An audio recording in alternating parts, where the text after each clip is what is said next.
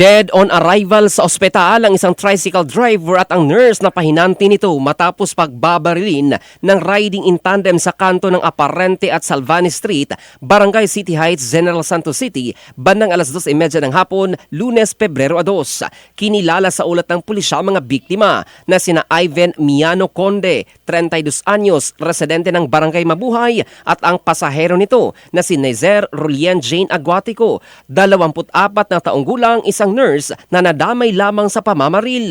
Ayon sa pulisya, tinambangan ang dalawa habang bumibiyahe ang tricycle nang biglang lapitan at paulanan ng bala ng mga sospek na sakay ng pulang motorsiklo. Kapwa agad isinugod sa ospital ang mga biktima, ngunit idiniklarang patay pagdating. Lumilitaw sa inisyal na investigasyon na posibleng may kinalaman sa mga dating kaso ng tricycle driver ang motibo ng krimen.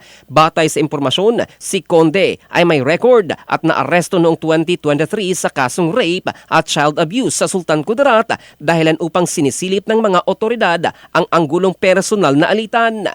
Nilinaw naman ng General Santos City Police Office na walang kinalaman ang nurse na si Aguatico sa anumang iligal na aktibidad at isa lamang inosenteng biktima sa naturang insidente. Patuloy ang ginagawang backtracking ng mga CCTV footage at ang follow-up operations ng pulisya upang matukoy at madakip ang mga salarin.